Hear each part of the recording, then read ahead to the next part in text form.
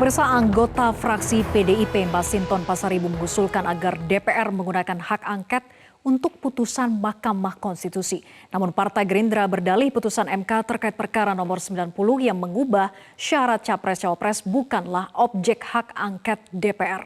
Lalu bisakah usulan PDIP ini direalisasikan dan siapa yang disasar PDIP melalui usulan ini? Inilah Top Review.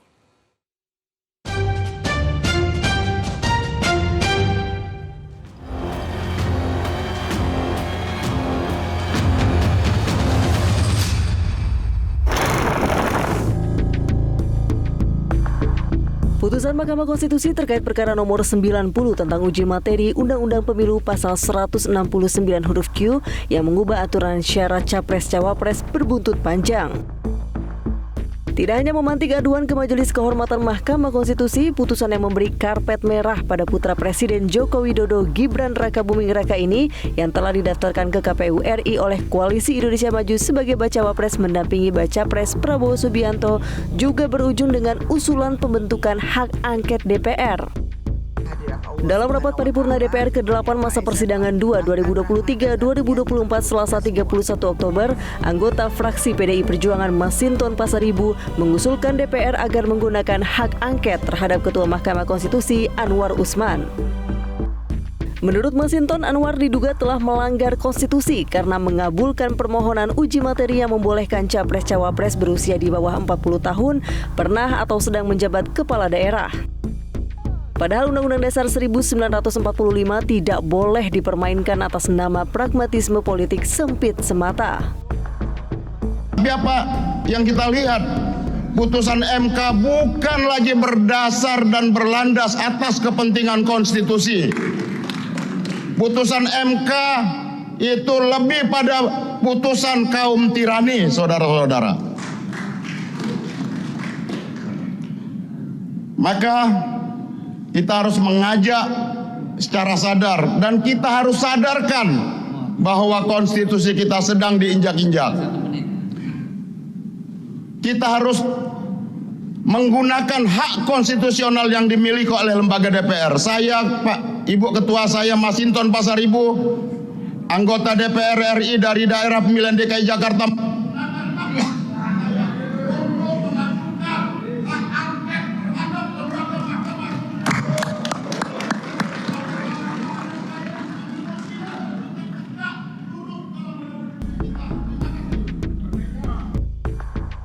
Lalu apa itu hak angket DPR? Hak angket adalah hak DPR untuk melakukan penyelidikan terhadap pelaksanaan suatu undang-undang atau kebijakan pemerintah yang berkaitan dan berdampak luas pada kehidupan bermasyarakat, berbangsa, serta bernegara. Untuk merealisasikan hak angket sendiri minimal membutuhkan 10 anggota DPR yang mengusulkan hak angket secara tertulis kepada pimpinan DPR. Selanjutnya, usulan itu harus mendapatkan dukungan dari minimal 25 anggota dewan yang berasal lebih dari satu fraksi. Kemudian usulan hak angket akan dibawa ke rapat paripurna yang harus dihadiri minimal 2/3 dari jumlah anggota DPR untuk mendapatkan persetujuan. Jika disetujui, nantinya DPR akan membentuk panitia hak angket.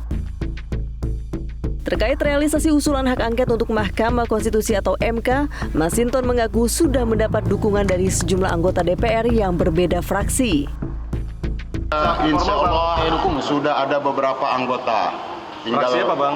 Tinggal besok kita minta tanda tangannya dari beberapa fraksi. Insya Allah mudah-mudahan ini bergulir terus agar kita bisa menjaga konstitusi kita, menjaga kewarasan kita dalam menjalankan tugas dan fungsi demokrasi ini dan menjalankan pemilu ini dengan riang gembira tanpa kecurangan, tanpa tangan-tangan kekuasaan yang berpotensi digunakan untuk melakukan tindakan-tindakan curang. Jika itu dilakukan, maka slogan pemilu riang gembira itu menjadi slogan kosong dan menjadi slogan bohong. Maka kita wujudkan, kita awasi bersama pemilu yang jujur, adil, dan fair. Menanggapi usulan hak angket DPR untuk MK, Partai Gerindra yang mengusung pasangan Prabowo Subianto Gibran Rakabuming Raka sebagai pasangan calon di pemilu 2024 bersama Partai Golkar, PAN, serta Partai Demokrat mengaku tidak tertarik. Bagi Wakil Ketua Umum Partai Gerindra Habibur Rahman, usulan PDIP itu membingungkan dan tidak berdasar. Saya pikir saya sih tersenyum ya. Anda tahu lah, masa sih keputusan MK dijadikan objek hak angket? Ya kan? Secara hukum. Ya, yang Anda ini kan sarjana hukum ya, atau anak sarjana lah, atau anak SMA kan tahu. Itu belajar di buku PMP kalau saya dulu belum kuliah. Hak angket itu adalah bagaimana kita menyelidiki kebijakan pemerintah. Ya, karena itu kan hak angket kan dalam konteks hubungan antara pengawas dan yang diawasi oleh pemerintah, eksekutif. Yudikatif itu kalau ditulis politik kan lembaga yang lain lagi nggak bisa jadi objek hak angket. Gitu. Jadi kalau ada orang yang mengajukan hak angket, apalagi latar belakang politik kan kita tahu gitu kan, iya nggak?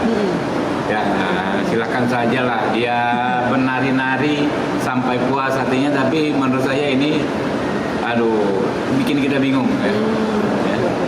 Dibalik-balik ya, akal sehat, karena urusan politik kan kita benar-benar prihatin juga.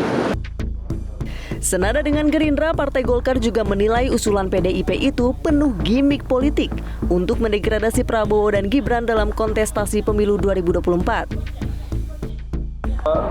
Saya pikir terus kalaupun itu terwujud ada pengusulan hak angket, terus implikasinya juga apa, Mas? Kan nggak ada juga. Artinya itu kan adalah bagian dari hak konstitusi seorang anggota dewan di parlemen dalam rangka untuk menyampaikan pandangan-pandangan dan pendapatnya.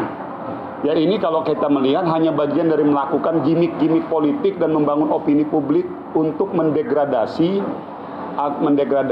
image dari Pak Prabowo dan Mas Gibran. Jadi ya sekarang gini, Mas, sampai 3 bulan ke depan semua orang akan joget-joget. Jadi semua dendang joget juga pasti akan dilakukan, mau tarian apa juga akan dimainkan gitu loh. Jadi kami melihatnya hanya dalam konteks itu saja. Jadi saya pikir ya itu silakan saja, itu kan menjadi haknya sahabat saya Bang Masinton kan. Pertanyaannya, apakah putusan Mahkamah Konstitusi bisa menjadi objek hak angket DPR? Pakar Hukum Tata Negara Ferry Amsari membenarkan putusan lembaga peradilan tidak bisa menjadi objek hak angket. Namun hak angket DPR bisa digunakan untuk menyelidiki apakah relasi kekeluargaan antara Presiden Joko Widodo dengan Ketua MK Anwar Usman dan Gibran Raka Buming Raka memberi ruang intervensi pada putusan MK. Saya mau meluruskan ya bahwa tentu saja lembaga peradilan, putusan peradilan tidak dapat menjadi objek hak angket. Sebab kalau peradilan bisa dijadikan objek hak angket, maka dengan sendirinya ada intervensi kepada kekuasaan kehakiman.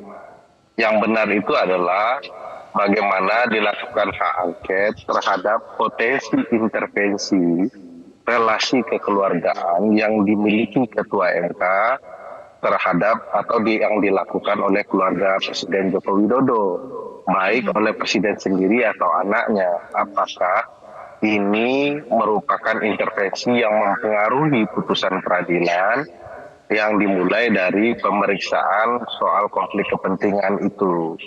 Nah, itu sangat terbuka ya, tidak yang mau diintervensi oleh DPR itu adalah putusan peradilannya atau kemudian lembaga peradilannya, tetapi ruang intervensi keluarga Presiden Jokowi yang kebetulan Ketua MK adalah memiliki relasi kekeluargaan. Jadi itu jauh lebih benar untuk dilakukan DPR dibandingkan memeriksa putusan. Kalau putusan sama sekali tidak diperkenankan. Berdasarkan hitung-hitungan jumlah kursi di parlemen, PDIP yang berkoalisi dengan P3 mengusung pasangan Ganjar Pranowo Mahfud MD memiliki total 147 anggota fraksi di DPR. Untuk merealisasikan hak angket untuk MK, PDIP dan P3 perlu menggalang dukungan dari fraksi selain fraksi anggota Koalisi Indonesia Maju yang berjumlah 176 anggota parlemen.